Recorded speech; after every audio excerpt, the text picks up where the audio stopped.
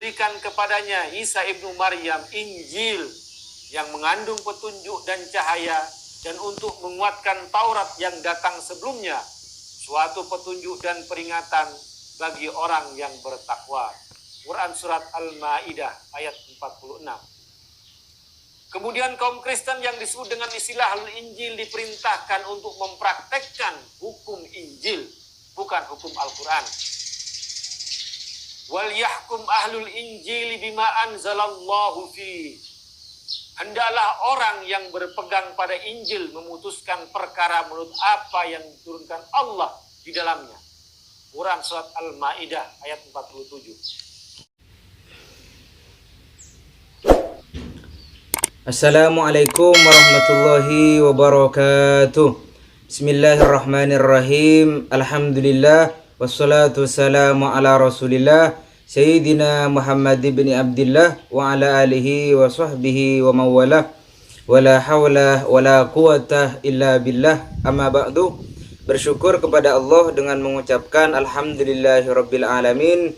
Kemudian kita bersolawat kepada Rasulullah dengan mengucapkan Allahumma sholli ala Sayyidina Muhammadin wa ala ali Sayyidina Muhammadin. Alhamdulillah, berjumpa lagi dengan saya Gus Nurul Hidayat. Semoga kita senantiasa dalam lindungan dan rahmat Allah Subhanahu wa taala serta diberikan kesehatan. Amin Allahumma amin. Pada kesempatan kali ini saya akan membahas penyelewengan daripada Guntur Romli yang menyelewengkan surah Al-Maidah ayat 47, membuat orang-orang yang mendengarkan tidak paham. Kemudian dia juga menyelewengkan surah Al-Baqarah ayat 62. Langsung saja ke pembahasannya. Allah Subhanahu wa taala menurunkan kitab-kitab kepada hamba-hambanya, itu jumlahnya ada 4. Yang pertama kitab Taurat diturunkan kepada Nabi Musa. Yang kedua kitab Zabur diturunkan kepada Nabi Daud. Yang ketiga kitab Injil diturunkan kepada Nabi Isa alaihissalam.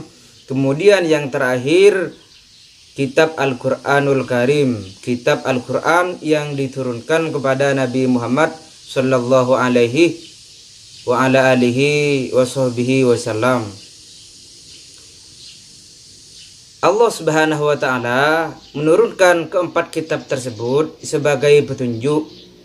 Namun kitab Taurat, Zabur, Injil itu diturunkan kepada umat nabinya masing-masing. Nabi Isa menerima kitab Taurat itu untuk kaumnya. Nabi Daud diturunkan kitab Zabur itu untuk kaumnya. Nabi Isa diturunkan kitab Injil untuk kaumnya, yaitu orang-orang Nasrani. Sedangkan Nabi Muhammad diturunkan untuk semua manusia. Mengapa? Karena tidak ada nabi yang akan diutus lagi setelah Nabi Muhammad. Nabi Muhammad merupakan nabi yang terakhir. Yang diselewengkan oleh Guntur Romli itu surah Al-Maidah ayat 47. Allah Subhanahu wa taala berfirman di dalam Al-Qur'an, bunyi ayatnya seperti ini. Bismillahirrahmanirrahim. Wal yahkum ahlul injili bima anzalallahu fihi. Dan hendaklah para pengikut Injil memutuskan hukum dengan apa yang Allah turunkan di dalamnya. Wa man lam yahkum bima anzalallahu fa ulaika humul fasiqun.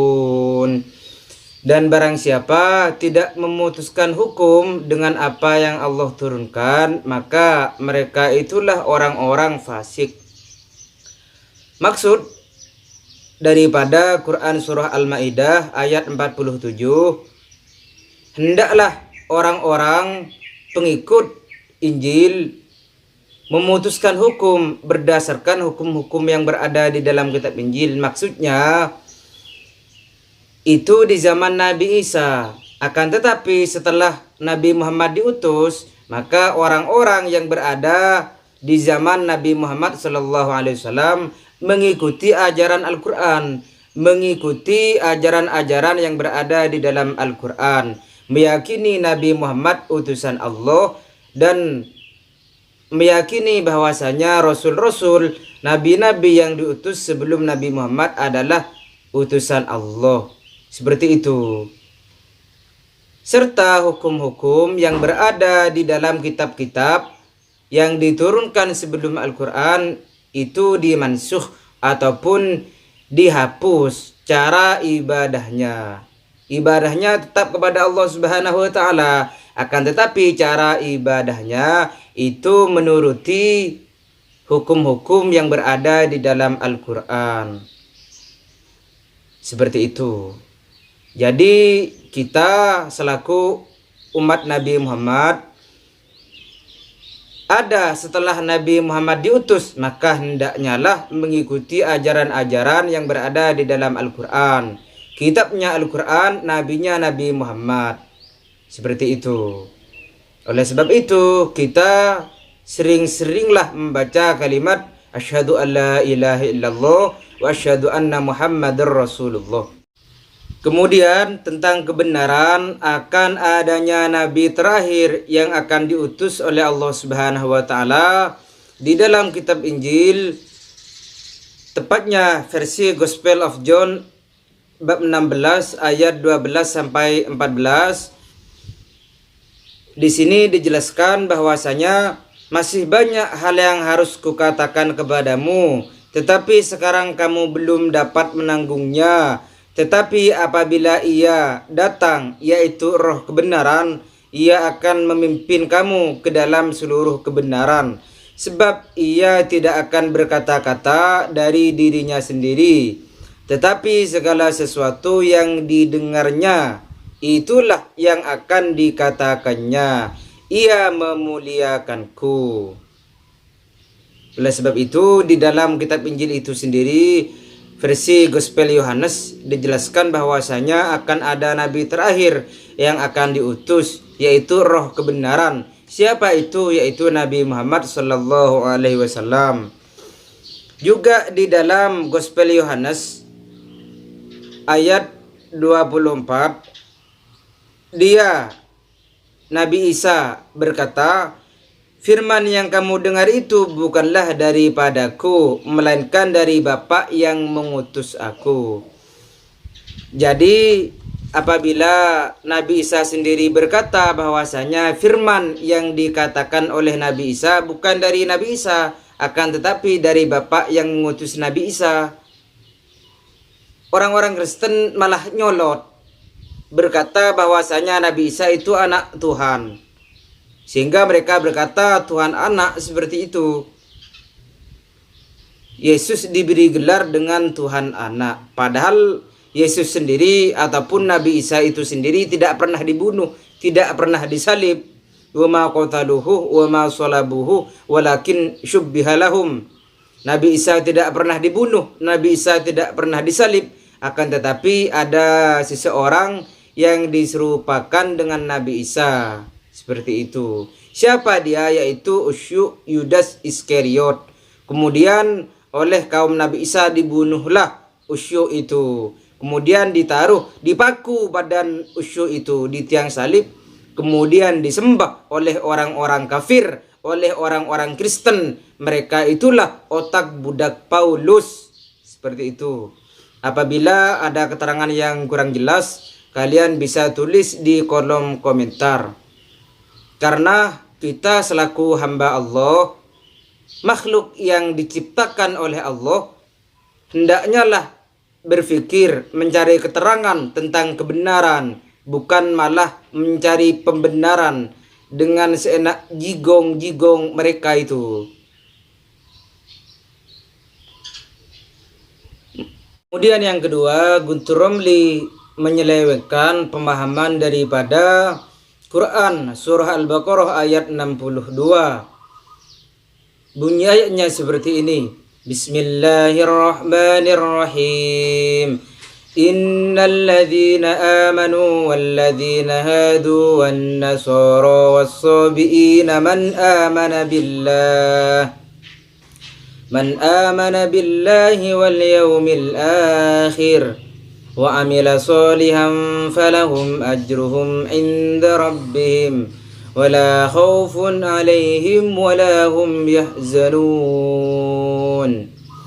Yang artinya, sesungguhnya orang-orang yang beriman, yaitu orang-orang Islam dan orang-orang Yahudi dan orang-orang Nasrani, orang-orang Kristen dan orang-orang Sabiin, di antara mereka yang beriman kepada Allah dan beriman kepada hari akhir, maka bagi mereka itu pahala di sisi Rabb-nya, di sisi Allah Subhanahu wa taala. Tidak ada rasa takut atas mereka dan mereka tidak bersedih hati. Jadi pemahaman daripada Al-Quran surah Al-Baqarah ayat 62 itu dijelaskan bahwasanya ketika seseorang beriman kepada Allah, maka harus disertai dengan amal perbuatan, dengan syariat-syariat yang telah ditetapkan oleh Allah Subhanahu wa taala.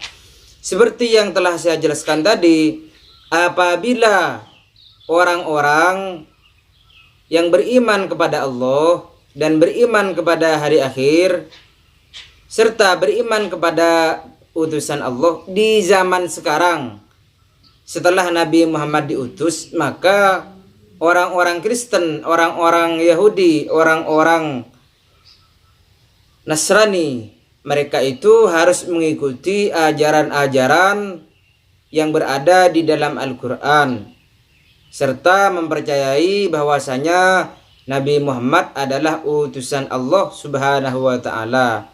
Apabila mereka tidak beriman kepada Allah, tidak beriman kepada Nabi Muhammad, bahwasanya Nabi Muhammad utusan Allah serta kitabnya adalah Al-Quran, maka mereka disebut orang-orang kafir. Seperti itu.